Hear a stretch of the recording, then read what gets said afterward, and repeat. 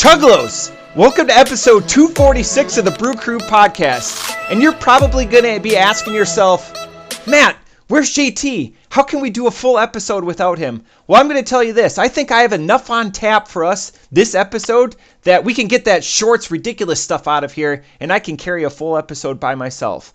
Earlier today on the Facebook page, I posted a question about, hey, if there's something that you want to talk about or you want me to talk about, or my opinion, beer related, tangentially related, because there's a lot going on in the world right now, to post it below. A couple of you liked it, so ouch out to Chuggalos Stev and Chuggalo Blake for liking that post. But Chuggalo Ryan actually came up with a question which leads me into my first beer. Chuggalo Ryan's question is, my opinion on Oktoberfest or pumpkin beers coming out early. And you know what? My first opinion will come right off the top rope, as my beer for this first one is going to be a Haunted Hayride from Masthead, and I will go into that a little bit more, and we won't do the can art boner segment, but we got to hear the tunes. Look at that delicious can from Masthead out of Cleveland. Some of the stats on this beer before I go to sleeve it. It's it's a pumpkin ale coming in at 7.3%.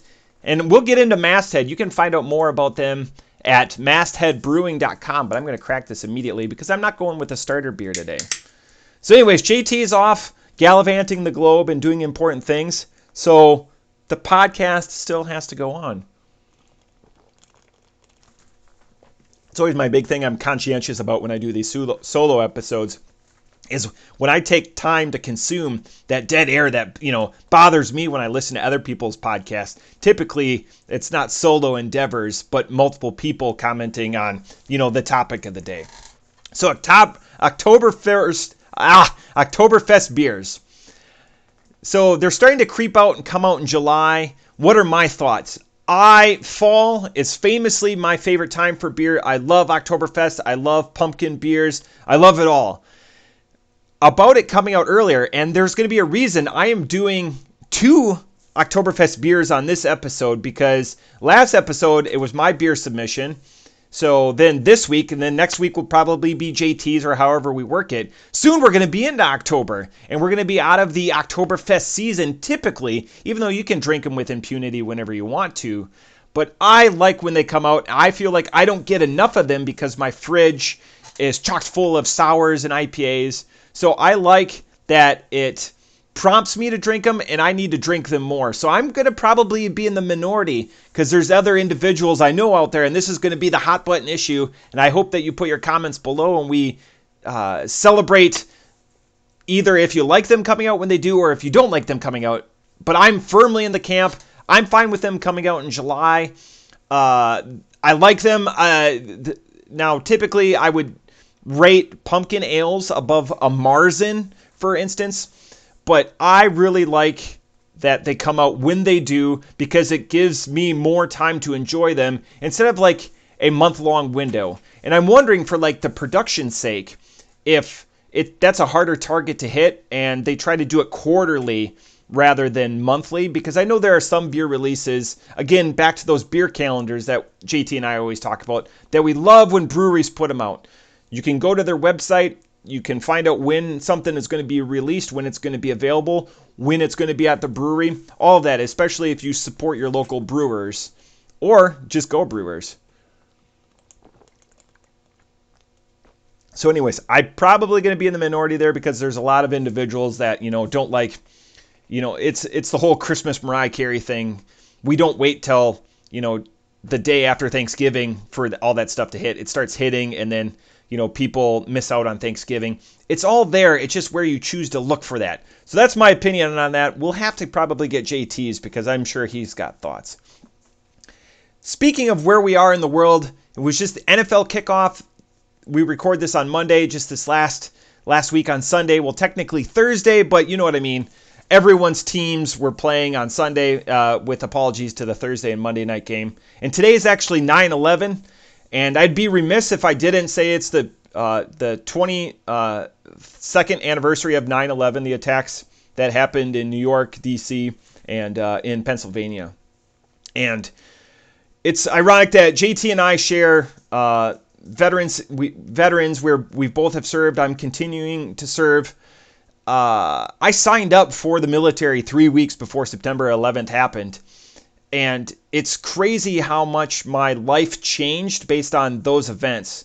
Because I went in, and in a matter of 3 weeks, because I enlisted on August 21st, 2001, and how the world and the landscape changed. And just the moment, and I just saw a pretty, this is going to be a heavy topic, but the first responders, there's almost as many first responders that have passed from first responder related illnesses from responding to the attacks, then died in the attacks. And that's just a crazy 22 years later. And, we're looking at just the loss of life. And that's not even to include the servicemen and women that, gave all in the global war on terror and subsequent battles across the globe. So whatever your feelings are one way or the other, you're entitled to them. And JT and I encourage that.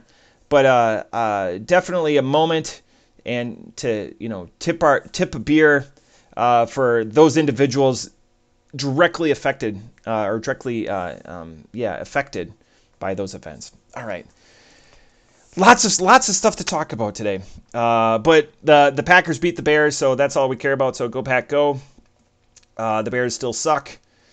I can get away with that because JT's not on the podcast. Where else we are in time? The Brewery 2024. So I shared my pictures of my brewery, Bruery, brewery out of California. They released their 2024 Reserve Society, and I'm actually going to put the link down below. You can sign up. If you're not a member, it starts on the 15th. So this upcoming Friday, if you are a member, they sent out invites this last week. I like sharing. I've shared those bottles with a couple of the Chuggalos already, bequeathing JT one for his birthday. So you can read out more about it. I know we've talked about it, but I want to actually put the information for you, the Chuggalo, down below. All right, here's another one. This one got me to all end. Is who's heard when referencing drinking? We had a couple of Tipples, Tipples. I've never heard that before. It was my drill weekend this last weekend, and although I wasn't there, I was in correspondence with my boss to see what I missed this last weekend. And it was individuals going away, and he's like, we had a couple of Tipples. And I don't even know, as somebody that prides themselves on using uncommon vernacular, I don't know if Tipples is something I'm going to be able to engage in or offer up in my common phraseology. If JT watches this, maybe I'll try to sneak it in next week. Maybe he'll comment on it. But Tipples. So the etymology or where it started from was interesting, and I encourage you. That was definitely a word of the day. If you like words of the day, there's a couple of Chuggalos out there that like that stuff. Tipples, Tipples. Just having a drink, if you will. More to get to, but let's talk about this. This is very pumpkin-y, but very thin at the same time.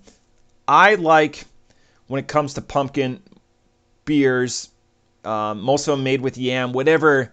Not like the Marzen or the Fest beer or the Oktoberfest lagers, a little alluding to what's on tap here for the second beer. This one doesn't really coat the palate that much. And don't worry, for those of you that tune in for JT, the loquacious one, I have his beer. I have enough for both of us. I will bequeath him one in the hopes that he eventually fills out this spreadsheet that I gave him a couple of months ago with the beers, just so it increases my sanity and validates my spreadsheet a little bit more, because I pride myself on keeping track of all of our scores, and he still refuses to use Untapped. But anyways, I digress. This beer doesn't coat the palate as much as I like, both the texture of the beer and the flavor profile of it. As soon as it hits and you get that pumpkin, it's gone as I'm talking to you. And that's unfortunate, because I want that pumpkin taste to last. Sometimes there's beers that you don't mind if they're gone right away, whether they're a shock to the palate or I'm saying with good beers, because disappointing beers, obviously, you don't want them to malinger on your palate. But this is one I wish that it did stick around for a little bit more, because those are flavor profiles I like. The pumpkin spice, the allspice, the cinnamon. Again, that brief, everyone knows the texture of pumpkin pie. It's not off-putting, it's not overly sugary or whatever, but it's just, it's fall. It's fall captured in a pie plate. What is there is well balanced, well seasoned. I just want it to stay longer. And that really is unfortunate. You get all the fall feelings. The weather's finally starting to turn here. I was battling in my own house this last weekend of having the windows open and putting a fan in most windows to get that cross breeze I always get made fun of in the house. And there's a couple of 2 nights, both Friday and Saturday, where we closed up all the windows because we get the setting sun that goes into the girls' bedrooms, and we turn the air on. I was like, I don't want to deal with it, because we both, everyone in the house likes a little bit of a chill in the air when they're, it's not very uncomfortable. I don't know many people that are like, you know what, I want it to be 80 and muggy when I'm sleeping. There's whole countries and continents of people that can deal with that, but not us upper North Midwesterners that enjoy the cool breeze. And again, that's one of my favorite times, like watching football, getting up, sitting down in the man cave or sitting in the church room bar, having a breeze, wearing a hoodie, wearing sweatpants, the official garb of fall. The best clothes come with fall too, just a oversized hoodie and pajama pants and slippers. And having that cool breeze on the air and just watching football, or just, talking about unimportant things with, family, friends, and loved ones. Now we just happen to record it in a podcast. Wow. So off the top rope, man, I've got about a third of the beer left. It's going down quickly. This beer, for an October style or a fall beer, Oktoberfest style beer, and again, Haunted Hayride Pumpkin Ale, 7.3. This is crushable. And maybe it's crushable because it doesn't malinger on the palate. Off the top rope, I was hoping for more. So again, my favorite beer, season, one of my top styles that I go after. I'm going to give this a 4. The interesting thing, though, is this came in a 4-pack. This came from Pat's. Again, Pat's, Hall's Corner Store here for the local crowd. They have a whole aisle. Pat has a whole aisle just for Oktoberfest, like for this, 40 or 50 beers. A lot of them, the standards, Southern Tier, this is their big season. Masthead does a good job. They're Shipwrecked. There's a couple of those old hallmarks that have multiple iterations. They don't just rely on one or two. Like, this is a big season for them because they do a bunch of these gimmicked up beers. But again, I'm fairly comfortable with this being a 4.0. Off the top rope on that. It's just crazy how crushable it is. And I attribute that to not wrecking the palate, being a 7.3. It hides it very well. So if I balance that out, if I do a teeter-totter, if I wanted it to coat the palate a little bit more and be a little more present or malinger on the palate, would that degrade the crushability of it? So, in the ultimate scheme of things, maybe Masthead wanted this to be a crushable beer in the hopes that you would race back to the store and buy more of it. But there's so many Oktoberfest, fall, pumpkin, that season type beers out there. I don't know if I will repeat on this one. Besides it being crushable, I don't know if next year I seek this one out, because there's so many other beers out there to try. And there's so many, there's such a renewal, like the old standards, they'll be there for many years. But this could be a recipe that Masthead doesn't repeat. And again, so let's go to mastheadbrewingco.com, which is very confusing. I enjoy their website. And again, they're out of Cleveland. So they're out, congrats to Cleveland on beating the Bengals, by the way. That very divisive victory for Ohio residents. I love that they've got a newsletter, especially if you're there. They talk about the history of the building, 1921. Tap room, 300 seats, and a 100-foot long bar. That's a massive 100-foot long bar. That's massive. And we've talked about it before. They're known for their juicy New England IPAs and their Neapolitan style pizza. Again, should be about the beer. I know the food keeps people there and you sell more beer, but tell me more about your beer. Barrel aging beer utilizing allocated whiskey barrels from top rated distilleries. That's it. Nothing about the guys and gals that work there. You have to click on our team. When you click on our team at mastheadbrewingco.com, check back soon for updates.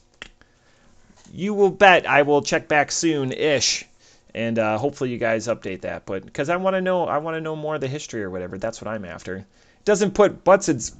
Sorry, Stacey. It doesn't put butts in seats, but something that I care about. And I'm guessing there's a certain percentage of us, like if you go there, and there's a lot of individuals that like when we go into like Nipcock, Nor in particular, myself, JT, Chuggalos Stev, we like to talk, or we go to Crooked Handle, we like to talk to the brewmaster because they're often there just chit-chatting. Where's my in on the conversation, or, what are you about? Some people like to identify with that, it increases brand loyalty. There's just opportunity for stories there. Man, this is going down really quick. That just shows you the drinkability of this. I think I've only been on this beer for 12 minutes, and it's rattle, rattle, rattle. I spent so much time like setting up the intro music and everything like that. Brought my stream deck back here. I have to look. I know there's professional streamers, and eventually, a little peek behind the curtain. Eventually, I want to start doing this a little bit more personally, whether on Twitch or this is the conversation I'm going to go to later during the second beer. But there's designs to eventually take this more interactive than what it currently is. It's just schedule. Life happens. Those of you, the Chuggalos out there with small kids, JT is, and it's not just the small kids that take time. JT's got 2 teenagers that are, budding prospects in their sport. It's just incredible. Incredible how fast life moves, and you're like, I got to be able to sneak in this podcast.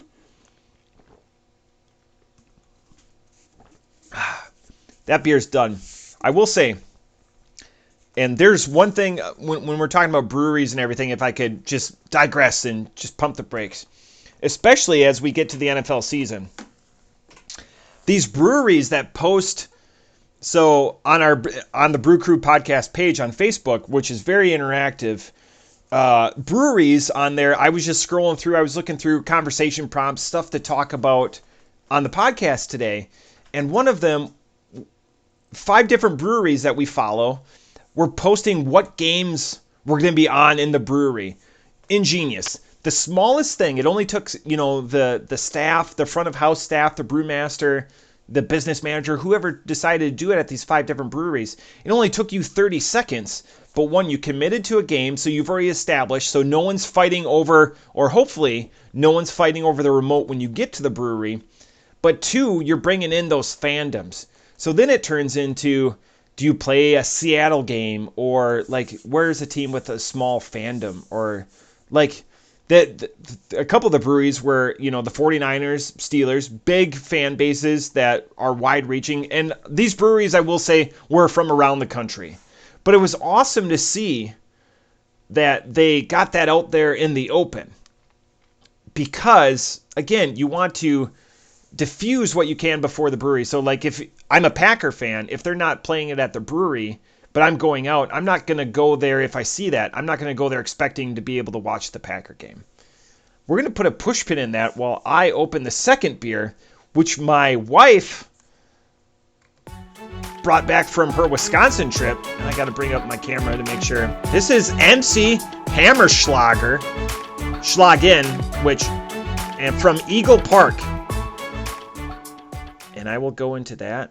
Oh, that's really cool, JT. I'll leave the can. This is an Oktoberfest style lager coming in at 5.9%. Eagle Park. A little bit about Eagle Park while I go for the crack. Eagle Park, again, is out of Milwaukee. on the Lower East Side. And then they also have a location out in Muskego. So if you're a Wisconsin listener, and I know there's a lot of you, they're also out in the burbs. So you don't have to brave the city to be able to take their wares in. But MC Hammerschlagen, great, a play on MC Hammer, which for younger listeners like Chuggalos Dev, MC Hammer, Stacy, took the world by storm in the early 90s with their radio appropriate rap, I guess you would call it. There's probably other terminology, but I mean, Steve, just go look up MC Hammer, just how it sounds. Anyways, find out more about Eagle Park from eagleparkbrewing.com.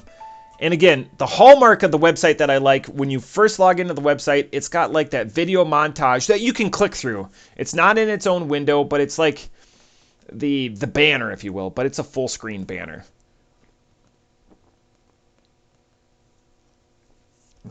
And it's a montage of what they do. So that was neat to see, and it go imbibe these passions in every pour, every taste, every occasion, and they run through it. And it's a really neat really neat website with like earth tones. Everything is quite subtle.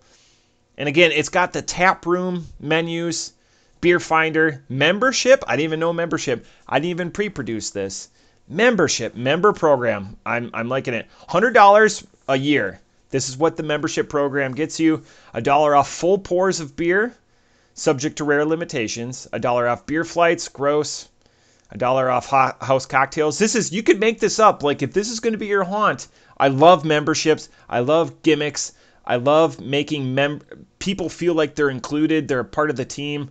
Myself and my wife and a couple of other friends were part owners of the Second Co-op. We've talked about this before, 5th Street Brew Pub down here in Dayton. The membership dues have paid off, or membership, it's not dues because it's not annual, it's a one-time fee. 10% off on all to-go beer, 15% off spirits. That's interesting, because usually those are pretty cost. Members only barrel-aged beer release. That's amazing. Invite to member-only parties. This is bringing a group of 6 to watch Wisconsin professional sports playoff game, and everyone in your group will get your member discounts during the game. Again, fantastic Eagle Park. Oh, I'm going to rate this beer even higher just because of this. Like, to reach out and to have that, and again, that membership. I wish more places around here. My favorite bar, we've talked about it off air. It'd be nice if Pat did something like that. Even if it's just 5% and make it $200 for the year, I think you're gonna make it back. But every Wednesday, members receive double their discount on all tap beers, cocktails, and to-go crowlers. Does not apply to platinum members. I'm a big fan of gimmicks. If you're a big fan of the podcast, thank you. But that's one thing that you know about me. Okay. So anyways, Oktoberfest style lager. So it's a lager through and through.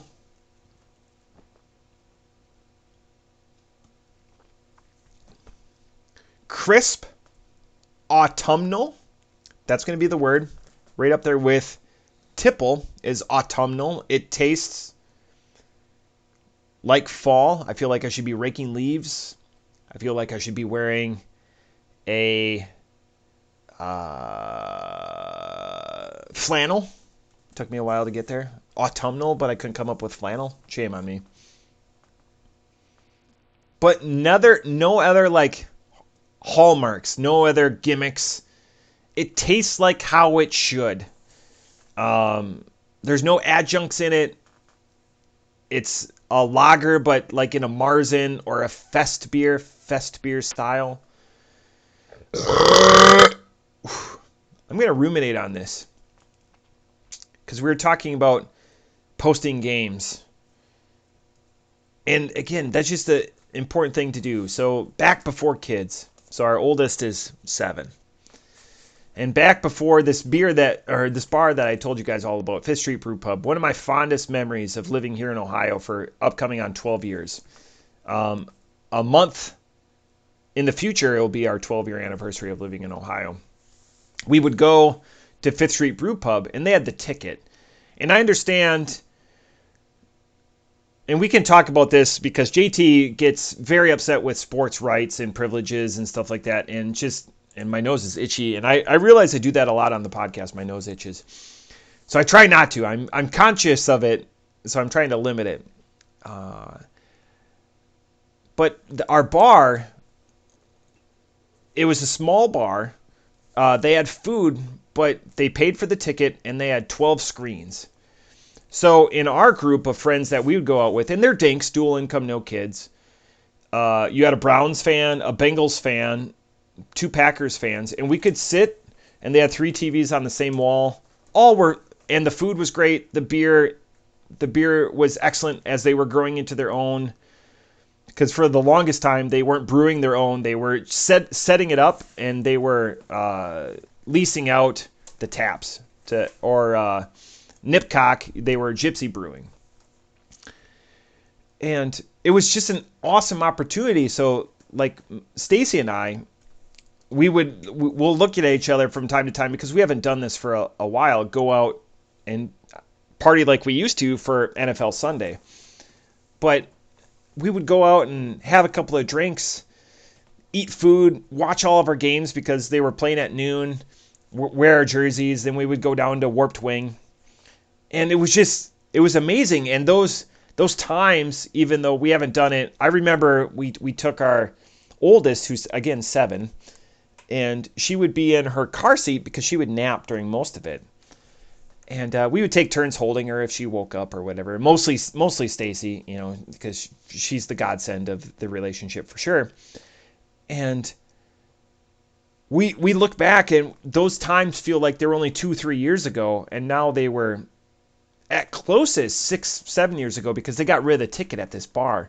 But no one knew about it. Like, it wasn't crowded. Everyone was able to watch their game. There was other fans that came in. There was a Chiefs fan, typically a later game because the West Coast, the AFC West playing in. There was another Bears fan or whatever. But we had our core group. We always had the same table. It was small. It was awesome. The staff was amazing, second to none. We tipped the shit out of them each time because I know our mentality. They were always like taking care of us, and we were on a first name basis with most of them. But it's crazy how magical those times are and how it worked for us and how I look back to it now. Don't get me wrong. I love sitting in my recliner watching the games, and we have 2 TVs up in our living room in case, people come over and we're able to put the second game on, and we're all together, that community, watching multiple games, refreshing our fantasy football leagues or whatever. But how all of that moment in time, and it was multiple NFL seasons we did it for, if you do it coming up on 12 years living here, and 7 years with, so it was a good 3 or 4 years that we did that. Just the difference. I always, try to reflect back, on not taking stuff for granted. And it was definitely those times and those magical, it was like being in the Carriage House bar last, it was awesome. I love that setup, but time is fleeting and things change over time, and it's important to live in the moment. And I wish I could a little bit more. And a lot of people will make fun of me, but I have a massive nostalgia boner and tradition, and you set something up and it's going to be the same, and nothing is truly ever the same, but keep it going and live in the moment as much as you can. Anyways, that's my soapbox. Wow, this beer. I'm going to carry this episode. I'm almost at a half hour just myself. Hopefully it's as enjoyable. If not, I'll take 10% less than what it is. It's okay. It is what it is and what it should be. I'm interested more in the story behind Eagle Park. I like that. I like the membership. Part of me goes, even though I don't get back there very much, Muskego's pretty close to my in-laws, who I adore. I adore going to their place. I could probably convince my father-in-law, if I twist his arm, a lot, to accompany me there. He probably knows where it is. He worked in utilities for 40 plus years. Oh, it's at the intersection, be able to tell me all the electrical components and everything that went into Muskego. Off the top rope, man, the other one was a 4. I got to write that down so I make sure. I got the spreadsheet up. 4. Man, this one's a 3.75. It just lagers are tough. It's tough because you can't throw too much at it because it's not suspendable like an IPA where you can throw in a bunch of adjuncts. Same with stouts or whatever that carry the day. And if you want a gimmick beer or whatever you're looking for, it really bolsters that up. It's very drinkable. It just there's not much to it. I would rather have the Masthead than I would rather have this. Which brings me to my final point, the true segment 3, which we try to, we don't do as much as we should because we get long-winded in just the conversation. Long-winded in a pleasant way, in an enjoyable way, in an ingestible type of way. Yesterday I was able, I had the luxury of being able to spend a couple hours with my best friend. We were playing cribbage and just chit-chatting, catching up in life, which doesn't happen as much as it should. And he was, and I know he doesn't listen as much as I would wish him to. And he brought up a good point, and this is my last conversation point, probably until I come up with something else. Is it challenging to listen to guys drink beer, talk about beer, and know that you would never get that beer? Because if that's the case, again, we've talked about this before. If we got bigger or grander in scale, and we could hire producer Stev to, send out like our beer of the month, do like a Tavor or whatever like that, and have a packaging department. Even if it became a monetarily, we're not ever looking to enrich ourselves, but like if we could ship people beer, because there's a lot of people. Sorry, Stacey, that I talk about beer within the world, and people that I know that listen here and there, and I always want to get people involved as I do a solo episode. I understand the joke in that, but it's the great communicator. That's why I want to set up where I can sit here and have a couple of drinks or whatever, and why I've enjoyed so much doing the YouTube. The live streams or whatever, because that's the enjoyment. Going to King's Table on a FOF, here colloquially called a fuck off Friday, and having a couple of beers and talking to the staff there and talking, with whoever you're going with. This last Friday, Stacey, my wife Stacey got done with work early, and she's like, "Hey, we're gonna go down to Oregon Express," and I was doing a gaming thing. I was like, done, I'll be right there. And we went down there. It was just nice, like in the middle of the day. Day drinking again is the best because I don't feel like you imbibe as much. So then everything's safer and you're in that moment taking advantage of the time. It's not as crowded. You're able to have more in-depth conversations, be it with the staff, be it with the people that you're with. Because you're not being challenged by all of the other surrounding white noise going on around you, or just traffic in the world. It's like going out. I can't remember the last time I was at a bar at 10 or 11 o'clock, midnight, where there's so much, people watching or just so much buzz going on. Realize I'm talking a lot with my hands as I'm seeing the screen over here, but it just. What a time.